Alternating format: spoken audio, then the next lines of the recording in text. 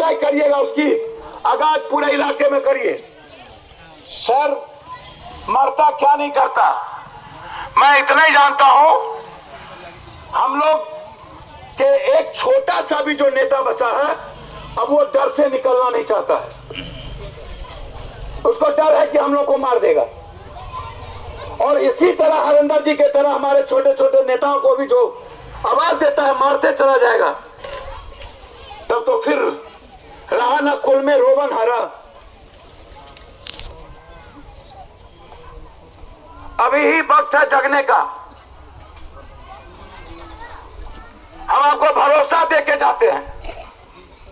अपराधी SPD trial कराने की कोशिश करूंगा, मैं आपको बता देता हूं क्या अंजाम कितना बुरा हो। हम मौग मलाल पैदा नहीं हुए थे, हम 1 साल माओवादी से लड़े नेपाल में जाके। पूरे भारत के नक्सल से हम लड़े अकेला।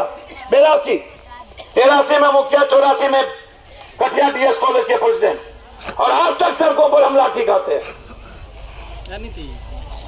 कभी चैन से नहीं बैठे। और ये छोटी लड़ाई नहीं है।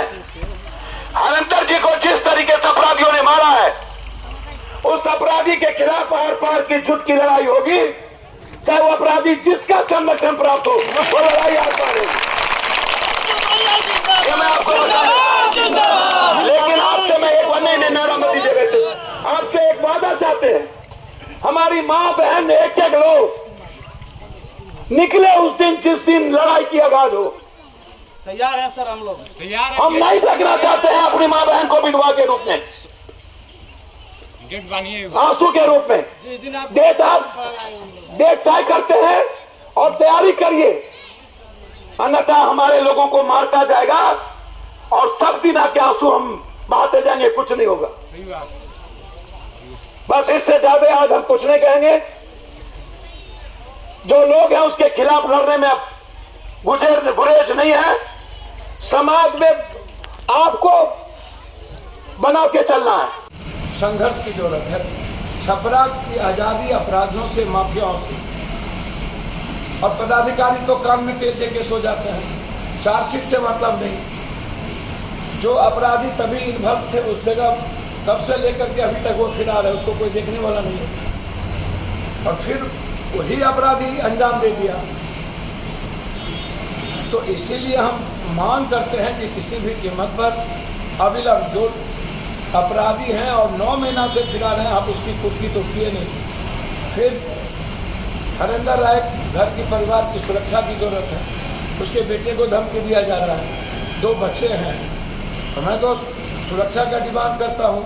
साथ साथ लाइसेंस अविलंब देना चाहिए उस परिवार को जिस इलाके में लगातार इस तरह का संघर्ष और किसी अपराधियों के एक गैंग के द्वारा लगातार चीज़ों को बदलने में, समाज जो तोड़ने में लगे हुए हैं।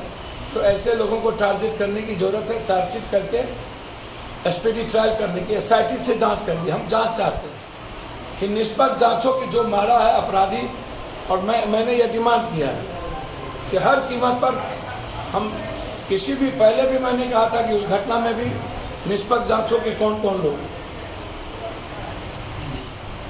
उसके पहले उसके पिताजी की हत्या हुई थी, फिर शंभू उसके भाई की हत्या हुई थी। लगातार कुछ दोनों लोग इस तरह की घटना को करने की बात करते हैं। तो मैं इसीलिए आज जब हमको खबर मिली, हमारे अध्यक्ष ने, फिर नेता हमारे जब खबर भेजा कि वहाँ माहौल फिर गंदा किया जा रहा है, तो हमें ऐसे माहौल को, हम अपराधियों के खिलाफ जंग लड़ेंगे। मैं तेजस्वी जी से आग्रह करूंगा कि आप देश भर की राजनीति कीजिए, बहुत अच्छी बात है।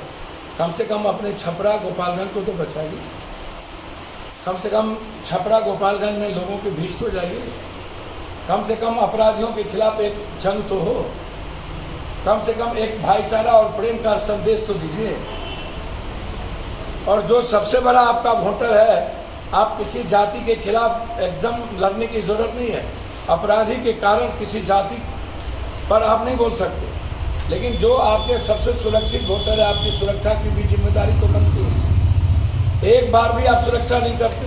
किसी भी कीमत पर किसी जाति से जुड़ा हुआ कोई सवाल नहीं है। नेताओं से और नेताओं के घरानों से, ये जो 2-3 घराने। और अब तो लालू यादव जी जब थे तो सबको लेके चलने में विश्वास करते थे, थोड़ी उनकी भी मदद, इनकी भी मदद। लालू यादव जी के राजनीतिक उम्र और स्वास्थ्य के बाद जो लोग यहाँ राजनीति करते हैं, जो लोग दोनों जगह से एमपी हैं या इस इलाके में मंत्री हैं, कभी भी समाज को बचाने के अलावे, समाज को समझौता के अलावे हमेशा अपनी अपनी दुकान और अपनी राजनीति के लिए और नफरत को आधार बनाते हैं। तो नेताओं के नफरत के आधार के कारण और राजद के ही एक परिवार कि जो जिस तरीके से उनके परिवार के लोग मशरक में बैठ करके लगातार गाली गलौज या इधर से उधर जो बात हमेशा करते रहना, ये कंप्लीट रूप से लालू यादव जी को बुला के बैठ करके समझौता की बात या आपस में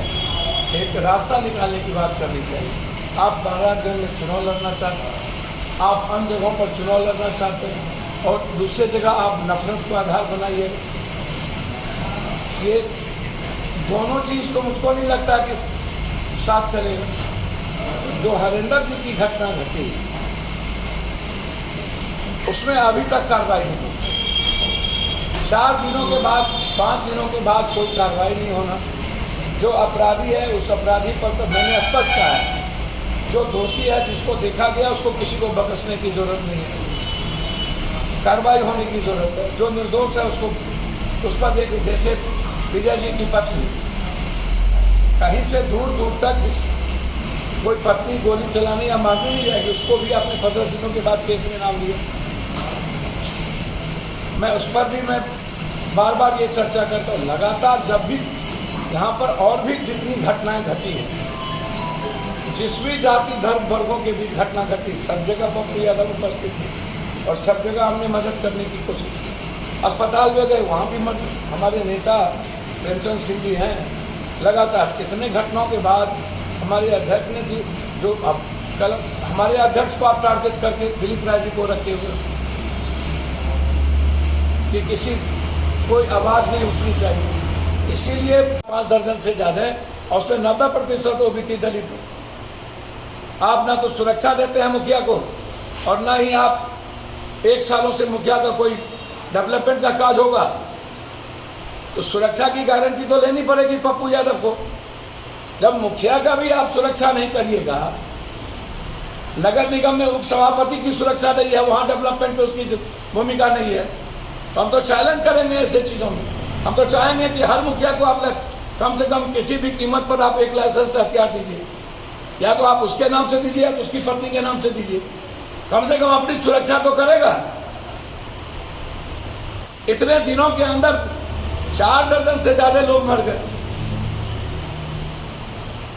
फिर कोई नई घटना घट जाएगी।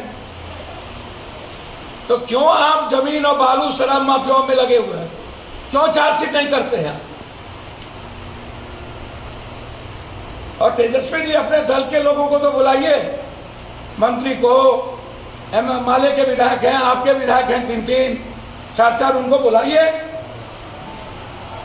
यदि आप आने वाले समय में बिहार से आप देश को चुनौती देते हैं तो आपको तो सभी जाति धर्म पर को साथ ला करके बात करनी पड़ेगी। और ऐसे ही टूटता गया अपराधियों के कारण, दूरी बढ़ती गई, तब क्या होगा? 10 और 15 के बीच में अपराधियों के खिलाफ एक बड़ी रैली, 1 लाख से ऊपर की रैली करेंगे। मेरे पास लोकतंत्र के अलावे, आवाज के अलावे कुछ भी नहीं है। या तो मैं मदद कर सकता हूं,